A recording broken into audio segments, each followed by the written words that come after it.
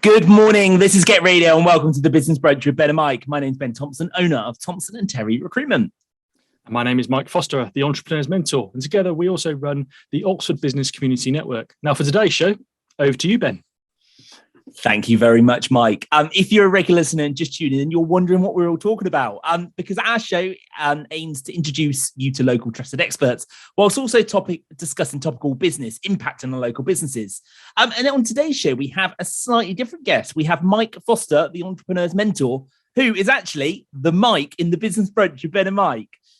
After this song, we'll be welcoming Mike. Welcome back to the Business Brunch with Ben and Mike on Get Radio. Our guest today is Mike Foster, the Entrepreneur's Mentor, and also normally my co-host of this radio show. Welcome, Mike. Hi, Ben. Good to be with you. Good to be the other side of the mic for once. Absolutely. So, Mike, for the listeners, tell them a little bit more about yourself. Tell them about the Entrepreneur's Mentor. Okay. Well, the Entrepreneur's Mentor is, as it says on the tin, I mentor other entrepreneurs to start, develop and grow their business. And that's with a mix of mentoring and coaching. And I work with businesses from startups right through to teams of around 20 people, businesses that are turning over pre-revenue right through to about £3 million. And I support those that are looking to sort of develop their business and have the business that their hard work deserves. And I do that either through one-to-one mentoring, but I also do offer an online program and also some group sessions. And I've been mentoring now for about 9 years after running my own businesses of various of types, 6 different types of businesses, and going right back to originally my sort of career started with Barclays. I was the area manager for Barclays small business team, then went into the leisure industry and worked in the leisure industry for a while before then setting up my own businesses. Amazing. Mike, one of the things that I've always kind of thought about you is I think that the phrase entrepreneur is used so freely, isn't it? And but you truly are an entrepreneur, running 6 businesses and mentoring other entrepreneurs to do that. What do you see as being kind of the common traits of an entrepreneur, and why do you enjoy mentoring them? Good question, Ben, because it's actually the biggest challenge I get with people that approach me is that I'm not an entrepreneur, they tell me. So you can't mentor me because you're the entrepreneur's mentor. In my view, and if you look at the book definition of an entrepreneur, it's somebody who's taken a risk. And ultimately, anybody who's set up their own business has taken a risk, whether that's a risk on their own income or whether that's a risk in terms of the other ways that they've structured their business. I guess I am looking to support business owners in terms of the challenges that I see that most entrepreneurs that I work with is that they're time poor. They've run out of choices that they want, and they don't have time actually to often step back and look at the business. And we know as entrepreneurship is a very lonely place. Certainly it was when I ran my own businesses. I think I'm pleased that you see me as an entrepreneur. I feel I have that spark in me to look for opportunities, to be innovative, to be creative.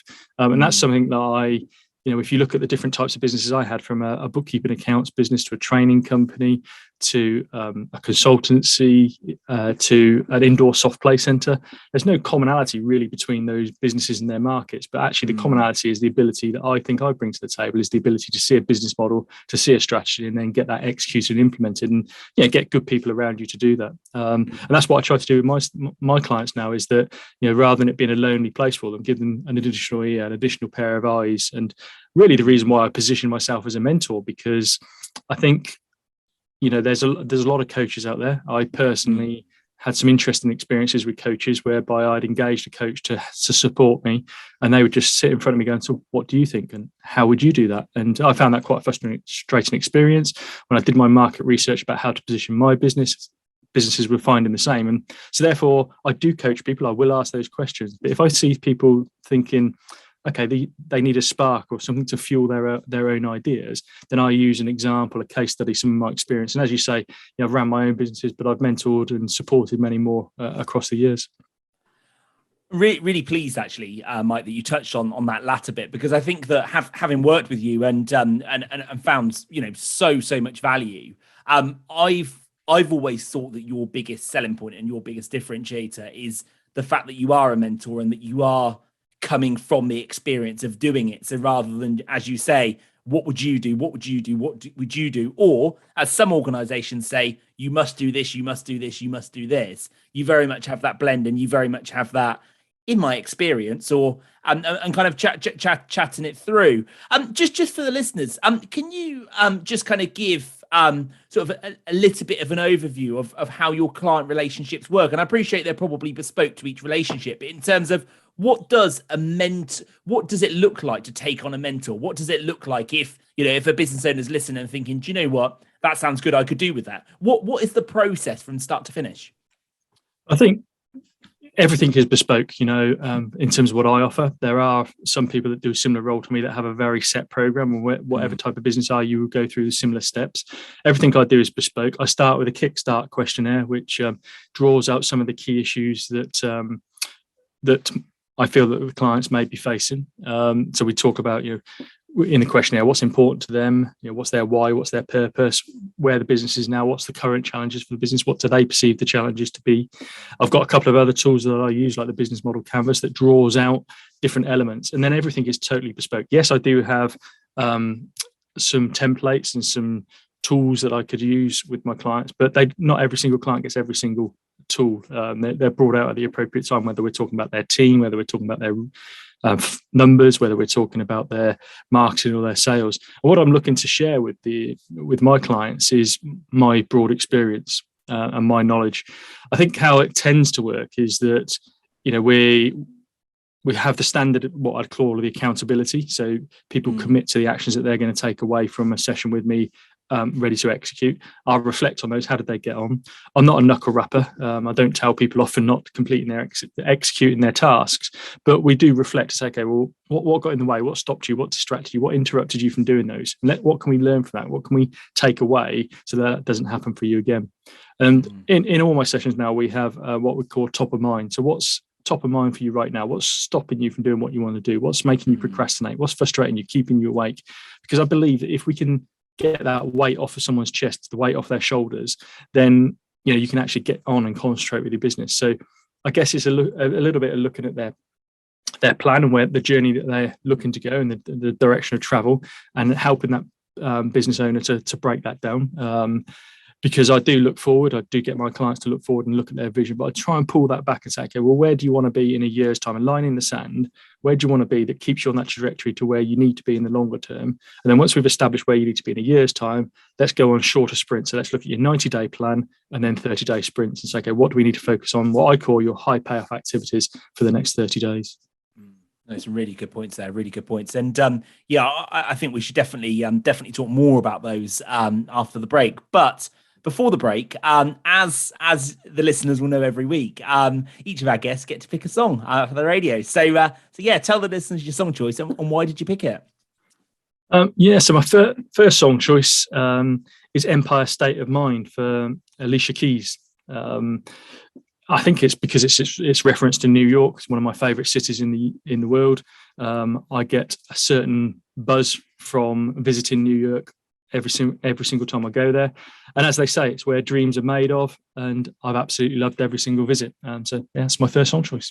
Welcome back to the Business Brunch with Ben and Mike on Get Radio. And before that song, chosen by Mike, we were telling you who the Mike is in the Business Brunch with Ben and Mike Foster, the entrepreneur's mentor.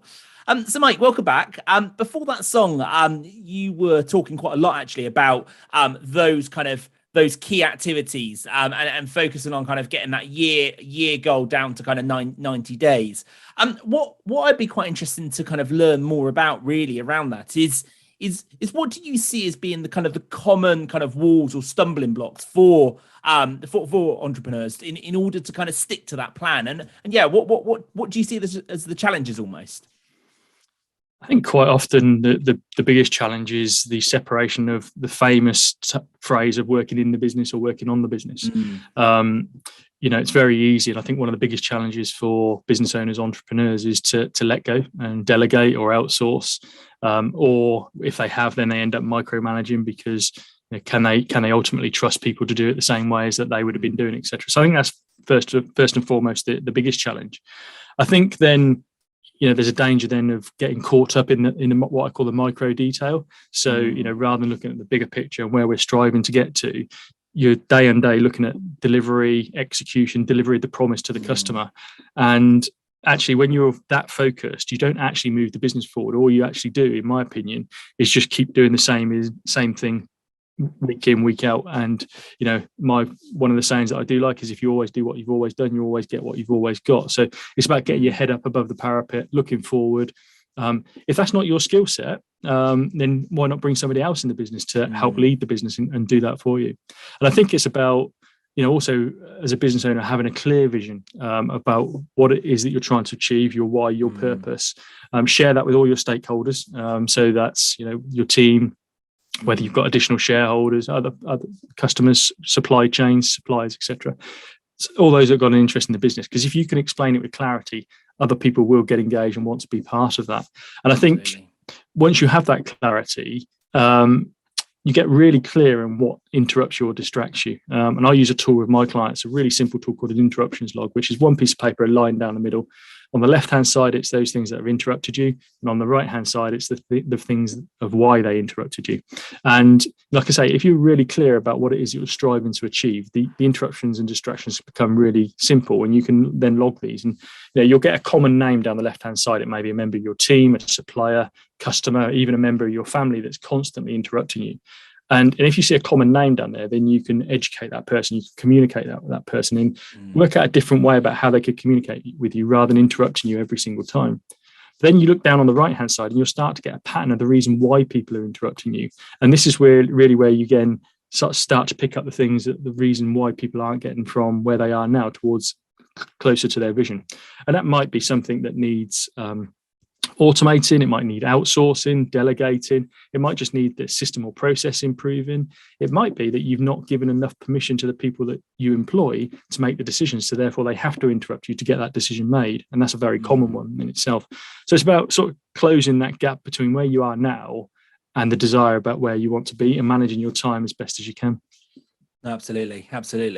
One of the things you touched on there a little bit is around focus, and I think one of the common themes for business owners is often they're very focused, but often they similar to that they do think that there's things that distract them. I know one of kind of the core topics you discuss in your mastermind groups are the 6 areas of focus. So tell listeners more about what are those 6 areas of focus and really kind of the concept behind it.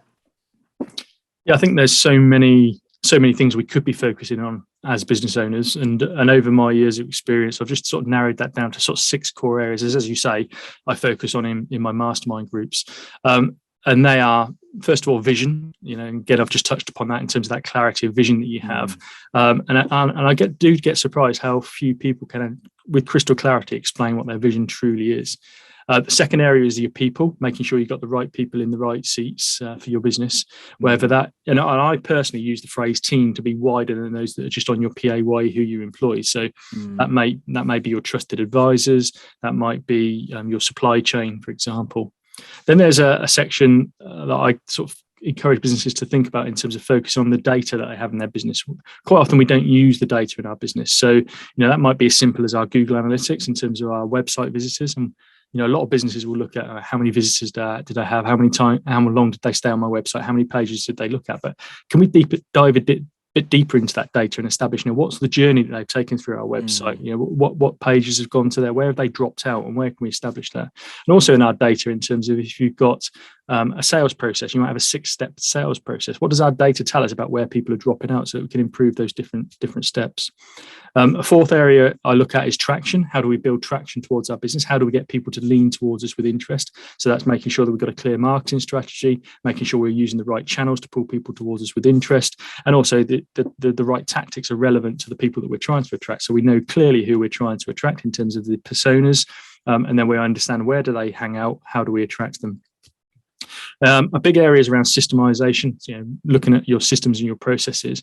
One of my favorite reads, as you know, Ben, is the E-Myth by Michael Gerber. And that talks about 7 essential systems. So this sort of expands out this one area of focus to look at things like your marketing, your finance, your management, lead generation, your lead observation, and your customer fulfillment, how you deliver that promise, if you like. And the sixth area sort of like that wraps it all up, and it's normally a strange one that people go, oh, I wouldn't have thought that was an area to focus upon, is to focus on your obstacles. The reason why I'd say this is I did some work a few years ago around goal planning, and one of the things I truly identified around goal planning is that people didn't often focus on the things that was going to stop them. So when those things arrived, it sort of like slapped them in the face, and they bailed out because they didn't know how to get around those obstacles. You take, for example, New Year's resolutions, weight loss programs, etc. When people hit something that they have not perceived as going to stop them, it normally derails them. So I encourage people to think about what's the obstacles that's going to stop them from developing their business, from growing their business, and then put the solutions in place as part of their plan. And therefore, then when they're working through their plan, working on their obstacles, then that's just, working on their solutions, that should stop those obstacles from arising.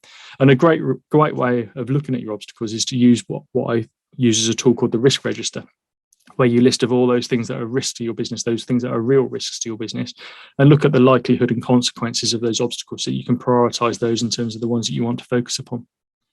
Amazing. Wow. Thank you. So much insight.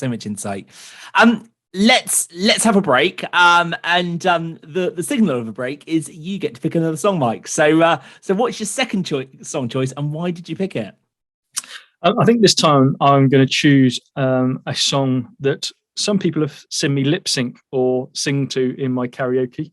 It is my favourite song for one of those purposes, and it's Angels by Robbie Williams. Welcome back to the Business Brunch with Ben and Mike on Get Radio. And before that song chosen by Mike, we were probably doing two things. One, we were listening to the insight, and actually, I'm sure, like me, you all had your notepads open with those tip books. But actually, I also think we were probably all imagining Mike on the karaoke singing Angels. But anyway, back to business.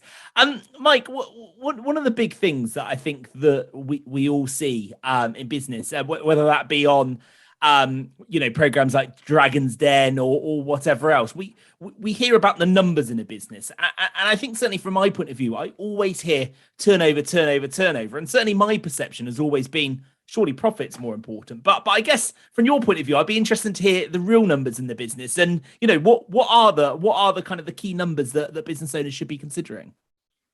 I'm glad, Ben, that you touched on turnover and profit, but I'll take that even a stage further and worry about your cash, because ultimately you can have the most profitable business. And I'm sure people have heard this saying before, that if you have no cash and your business goes dry, then you're not going to be able to trade a profitable business.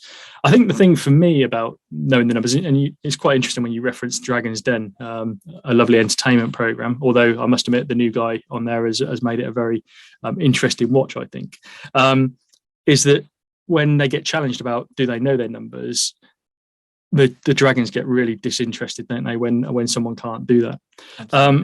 I think what I encourage businesses to focus on is what are the real numbers in their business.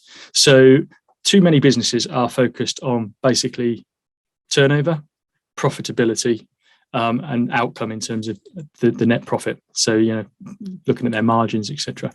All those are really outcomes of your business. So you've got trading within your business that are going to give you outcomes. So however you trade your business, you're going to make turnover. However you trade your business, you're going to contribute to your margin and therefore the profits that you make. And I encourage businesses to look at what's truly influencing those numbers. So what activities deal with that? So, for example, if we took a simple one in terms of your turnover, your revenue or turnover is often made up of the number of sales that you make, times by the average sales value that you make, times by the number of times that person would buy from you. And therefore, the detail is then all in that activity about how you drive the number of sales, keep your average sales value high so that you don't discount it too often, and make sure people are buying from you more often. And this is one thing I talk to businesses about when they're forecasting, because I see so many businesses, and I used to love this when I was a bank manager, when people used to come in with their forecasts and you'd see, how did you get to that turnover figure? And they'd lick their finger and put their finger in the air a little bit. And when I encourage businesses to say, okay, well, let's forecast your business, but let's break that activity down and let's understand the numbers. So if you said, for example, I'm going to do £50,000 or £5,000 this month, if you don't get there, what do you do next month? Do you try a little bit harder? Well, probably you've tried as hard as you could anyway. So let's get it focused. Let's say, okay, well, if that 50,000 was made up of a certain number of sales, an average sales value of X, and they should have brought from you 2 or 3 times, then you can actually review that back and say, looking again, going back to your data that I talked about earlier, did you sell to enough people? Did they buy from you enough times? And did you keep that average sales value high? And if you didn't achieve one of those 3 things, you know what improvement you can make next month that keeps you on that focus. If not, then you have to flex your forecast and say, okay, if that's now a reality that we're into, understanding a bit more about our forecast, then we can tweak those real numbers. But it's for me, it's about those activity numbers and what I would call the success drivers in your business. So the real numbers are the detail, what drives your success, not the outcomes that you see in your accounts. And this often is about looking back to start with, in terms of saying, okay, what's influencing my business in terms of the numbers? And I think everything comes back to a number, by the way. I think whether you're in logistics, it might be that you have to deliver within a certain number of days. It may be obviously your finances in numbers, or it might be things like your customer service scores are often around a number. How do you score us out of 10, etc. So what are your KPIs? What are your key performance indicators that you're driving for, that's driving your success, that gives you an outcome? Amazing. I'll tell you what, Mike, my job as a recruiter would be a lot easier if everybody was like you, because it's a conversation we have every day. Every candidate says that they're enthusiastic. Every candidate says that they're a top performer, but what are the numbers behind it? So no, can definitely resonate with that. Just coming on, actually, you did touch on it very briefly earlier, but it'd be really good if you could elaborate, actually, just around kind of those numbers and really kind of, I guess, kind of how you get to that point. It'd just be interesting to learn a little bit more about the business model canvas, because I know that you use that quite a lot with your clients, but you've also used it at our networking group as well. So yeah, tell the listeners a little bit more about the business model canvas. Yeah, Business Model Canvas was a tool I came across a few years ago when I was one of the coaches under the Business Accelerator program that some of the listeners may recall. It's a tool that's really stuck with me. It's like a one-page strategic view of your business, and I love one-page documents. I think some business plans get too much detail in them sometimes, whereby if you're sharing those with stakeholders, that what you truly want to share with them gets lost in a 30-page business plan. And I said in one of my social media messages recently, is the 30-page business plan dead? The Business Model Canvas, as you quite rightly say, is a tool that I use with my clients. It's a tool that I've shared in the networking group. And it's also a tool that I use with a scale-up program that I do with Oxford Brookes University called Fuel. And it looks at 9 different elements of your business. It has 9 blocks. And the central block, the underpinning part of the business model canvas, is your value proposition. What's your USP? What's your differentiation? What's your value that you're bringing to market that people are going to lean towards you with interest, as I referred to earlier? As you go out to the right-hand side, that's all about your customers. So right on the far right-hand side of your customer segments, who is it that you're trying to attract? Is it your ideal customer or customers?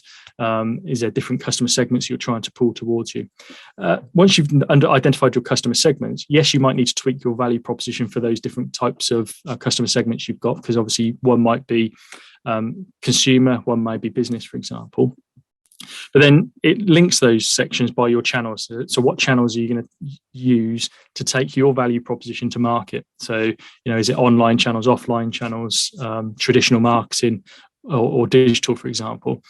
And that for me is about identifying your customer segments, your personas to start with, identifying where they're hanging out, and then you can choose the right marketing tool to attract them.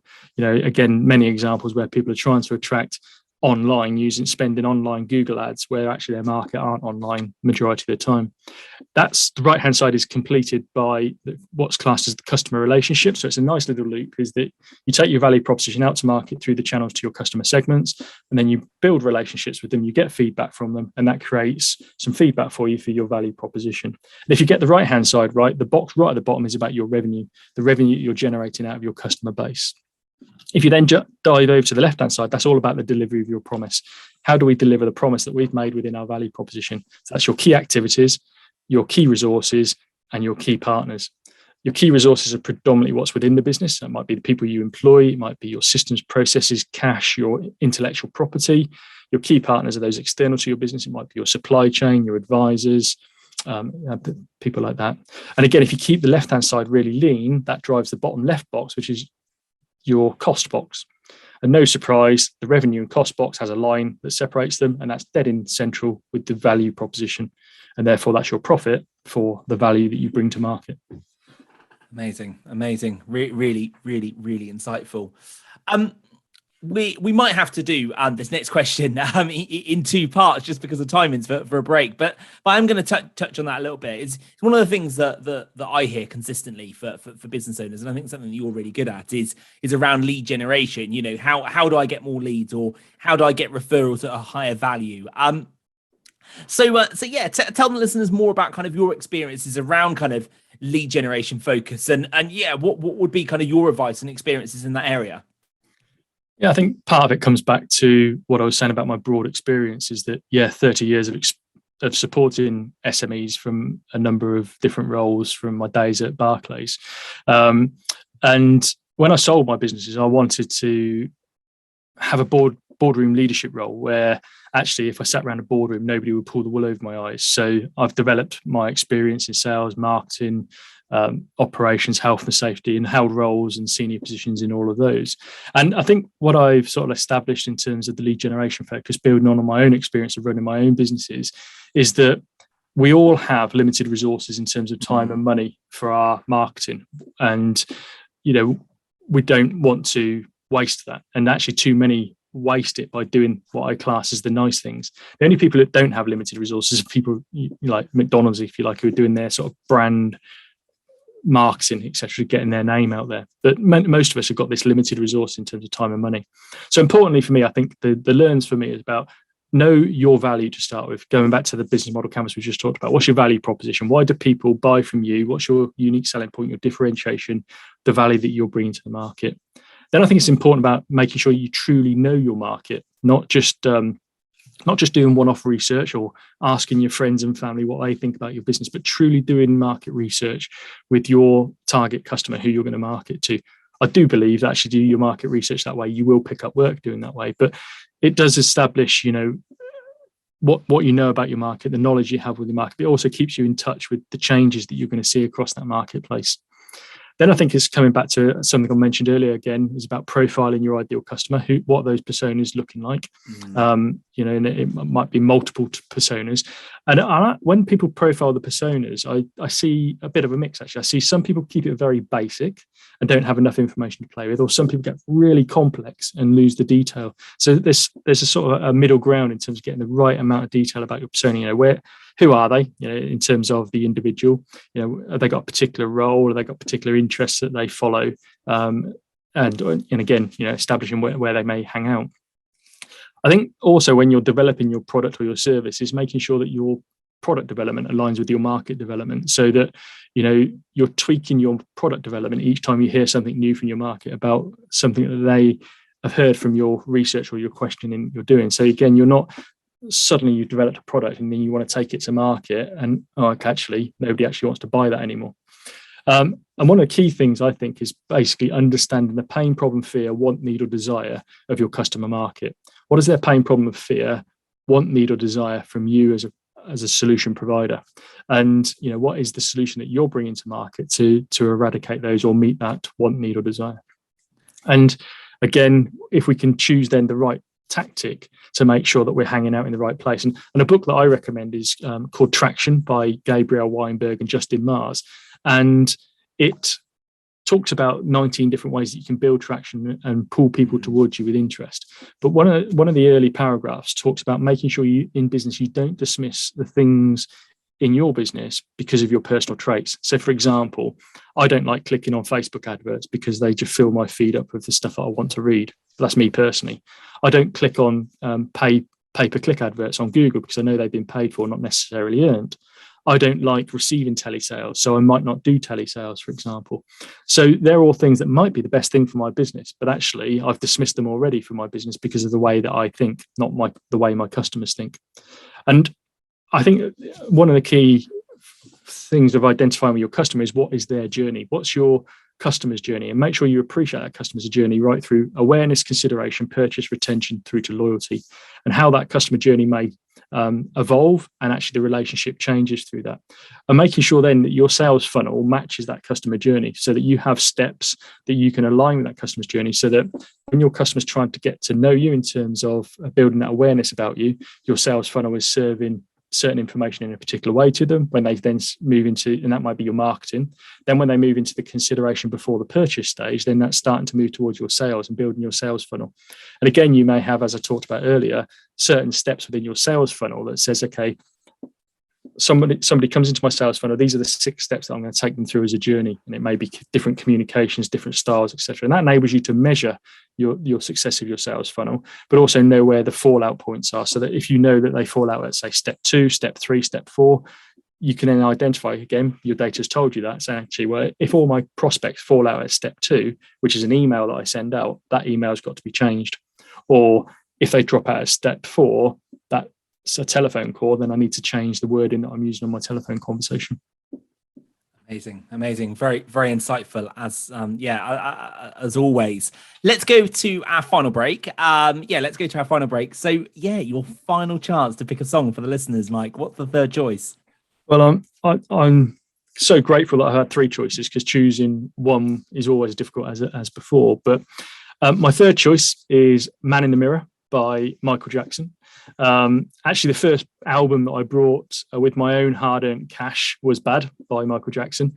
And I relate to the lyrics now in terms of, if you want to make the world a better place, take a look at yourself and make a change. Welcome back to the Business Brunch with Better Mike on Get Radio. And before that song, we were talking to Mike Foster, the entrepreneur's mentor, who, yes, if you're listening for the first time, is the same Mike as the Business Brunch with Better Mike on Get Radio. Mike, it would be wrong to have you on this radio show without talking about networking. But let's start the networking conversation with the Oxford Business Community Network. So I guess a good place to start is, why did you set it up 13 years ago? Yeah, good question. I love my networking, as you know, Ben. It's part of my DNA now, and I've been involved in a few groups around Oxfordshire. There wasn't as many groups as there perhaps is around Oxfordshire now, but I've been involved in a few. And actually, I'd gone away to work on a contract at DVLA in Swansea, and I was in Swansea for 4 out of 5 days a week. So I sort of dropped my networking, and people had asked me to come back and chair the group again, because whilst I've been away, there'd been a sort of drop off of membership. And actually, I made the decision, as you say, 13 years ago, when I came back from that contract, to set up my organisation. Like I said, I'd networked for many years before, but I'd seen really that the power was around the right relationships that was impacting on the benefits of my networking commitment. And when I mean the right relationships, probably the group that asked me to come back to chair was a group that had changed its name 3 or 4 times. It spun out of different groups, etc. But it never changed its people. So actually, for me, it was about the people change that needed to happen.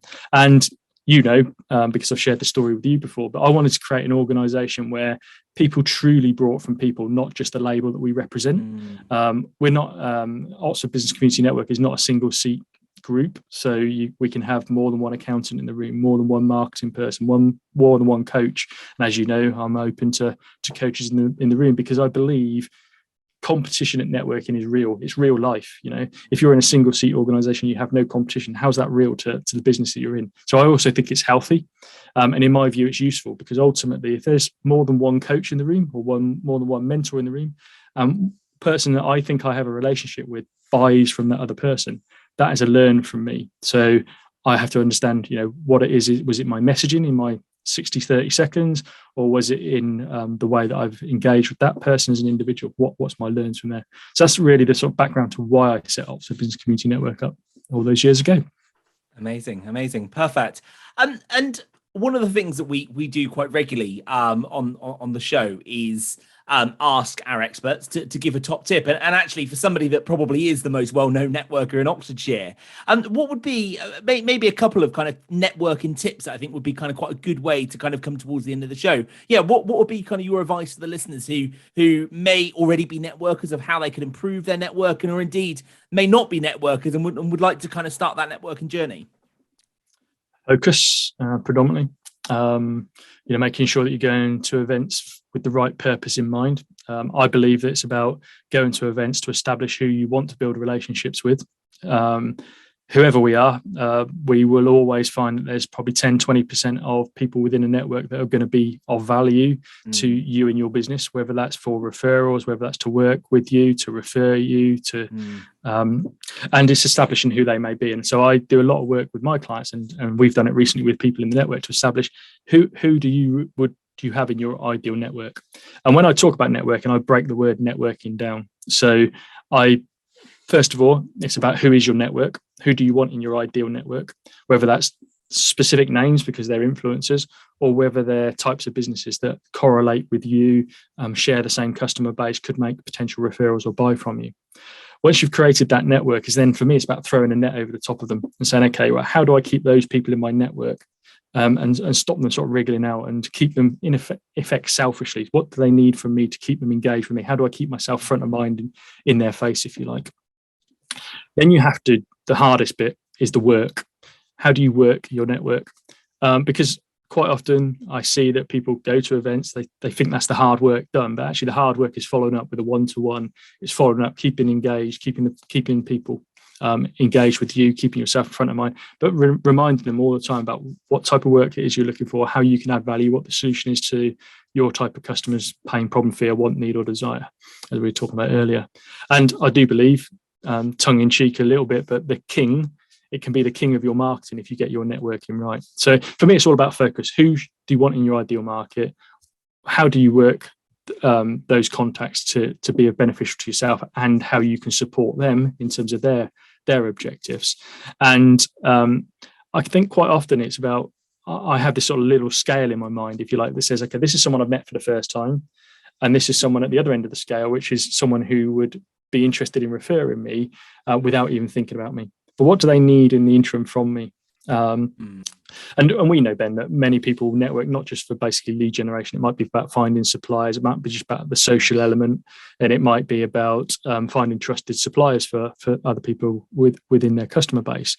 But ultimately, most people are there for trying to find new work, new business. Hence why I share that story. But it's about how you can take an interested person from nice to know through to an advocate of your business. Absolutely.